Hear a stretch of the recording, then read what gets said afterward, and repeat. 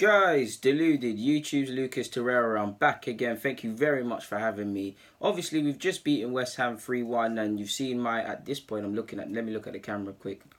Computer. You've seen my player ratings, and you've seen my review of the game in general. So you've got an opinion, or you've got your own opinion, or you've got a rough idea on how I feel in regards to that game, innit? But there's some thoughts that I either forgot, felt I could express more, or just on the basis of using it and an excuse to use the tactics board, I thought, why not, innit? So yeah, let's crack on with a couple things that I would like to speak about, innit? I ain't gonna be here long. You lot will still have time to watch Liverpool versus Brighton. Sadly, I can't because I got to go out, but it's recorded. I ain't gonna lie, I probably ain't gonna watch it when it's recorded. I'll probably just watch it on Match of the Day this time. But cracking on. Obviously, this just looks like a random mess to you guys, and so it should. Bring that up quickly. This is what annoys me, yeah? Now, take yourself back to that match when you saw Guendouzi especially, Xhaka especially, Ramsey especially, and just anyone in midfield in general. Obviously, this is the defence. Make up whoever you want from West Ham.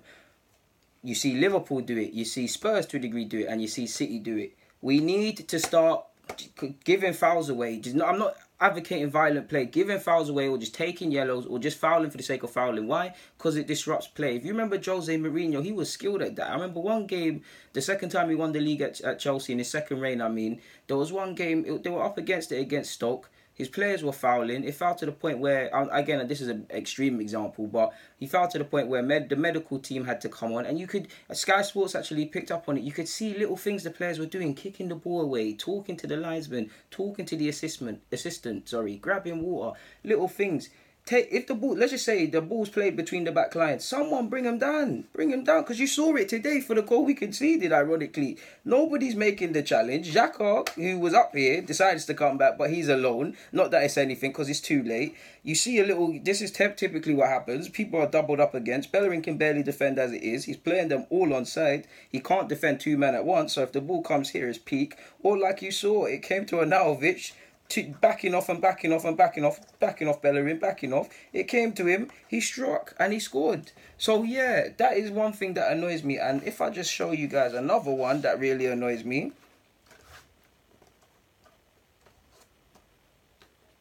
Quick thing there.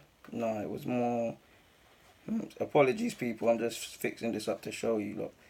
Yeah, that's about one side. That's a rough idea.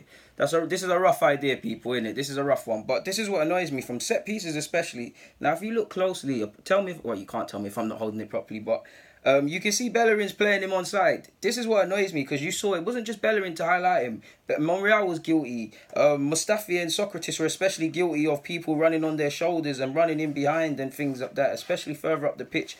But what I can't understand is how we keep playing people on side. Because when I used to play grassroots football, you man have played to a level that I will never ever get to play for. I would love to, even if I got ripped for 30 seconds on a football pitch, I would love to do what you lot are going to get to, the nonsense you lot are going to get to do next week. But in my Sunday league, our keeper, firstly, especially from set pieces, people, this is a corner. Set pieces, our keeper would tell you to get out. And what he means by get out is get up the pitch. You don't need to play these people further on side. Get up. So by that logic, I can't understand if he's being told something different by Unai Emery, who am I to talk in it? Because that's what he's been told to do. But looking back at my keeper, you're in the same situation. And with all due respect to George, he was a bad boy keeper, but he's not a Champions League winner in check. Are you not telling people to push up? Because Bellerin, people are playing people on side. Especially from corners and things like that, and especially when they're having little bits of plays and things like that. Get out of the box. Like, it's not just Bellerin. Like I said, if we bring these men further up, typically you saw Arnautovic today running in beyond the last man on the shoulder. You saw wingers trying to isolate Bellerin 1v1 because they knew the centre halves were a bit iffy. People offering support. You saw a lot of that. And for me, what's really annoying in general, like, is just this, people. Like, we're just... Remove one. We're either caught 3v2 in defence, like there's 2 man and there's 3 man breaking. It's either 2 on 2. It's either 3v2. It's either someone stretching and people are just 6s and 7s, and midfield is nowhere to be. Apologies for not holding it properly. Midfield is nowhere to be seen. It's just nonsense for me. The midfielders especially, because today we were appalling, especially in midfield, because the defence was equally as appalling. But we're not dropping. When they're breaking, we're not dropping. We are not dropping. These midfielders are strolling back. Ramsey, Guendouzi, Xhaka, they're strolling back. You can't do that. And finally, which annoys me more than this, I get completely annoyed with this purely because I was a failed winger, people. So by that logic, I was made into a fullback. So I could sympathise these lots match situations. But one thing that annoys me, and I don't know if I should put it with Una Emre or whatever in it, but especially what annoys me, when we play against quick people. Now, my thinking is this.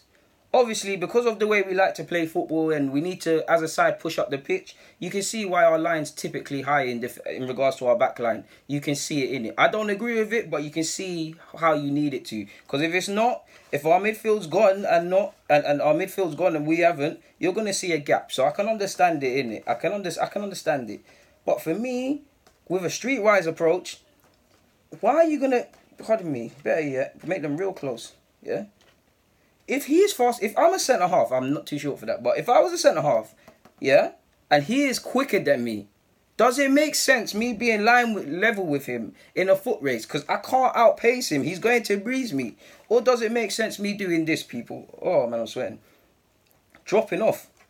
I might concede that they have a higher line to play against and they're now on side versus playing the offside track, which is a problem in its own because the ref decisions are dodgy and we're just stuck there time after time putting our hands up, Mustafi. But yeah, what's more sensible, people? Dropping off a couple yards? No. If he's faster than me, logically, if the ball's played in and I've dropped off a couple yards, I should be able to get to the ball before him. Now, typically, this is what happens. He still paces you out anyways. But to which you should still be able to get there because he still has to control it and block it off. Or someone comes across. Or the right back, or better example, should have used the right back, comes into play. And you lot can shuffle across. Shuffle. And then if someone else comes, midfielders tuck in, shuffle. And if you can see the goal, you've done your job in it. That team has been amazing. These are some of the things. But for me, especially, it's the midfield people. The midfield are getting away with a lot. The defence is calam. The defence has its own problems. The defence needs to seriously be addressed, to say the least. But do you get where I'm coming from? Like, something needs to be done collectively in our approach to defending. Like, I've made vids about this. We do not respect defending. Like, we don't respect a clean sheet in the same vein that we would a goal, which was, ironically, the goal we scored against Chelsea. We lost that game, 0 points. But you saw the Arsenal Twitter account going crazy. You saw a lot of Arsenal experts and whatnot waffling about it. How it was 18 passes and we're playing out the back and we pull it in. We take more pride in that sort of stuff than a clean sheet. I love that sort of stuff more than a clean sheet. Nobody wants to watch football for defending and stuff like that 9 times out of 10. But that's what wins league titles. That's what gets you back in the top 4. That's what gets you lot held in high regard by fans. Like that. Clean sheets win leagues. Clean sheets win leagues.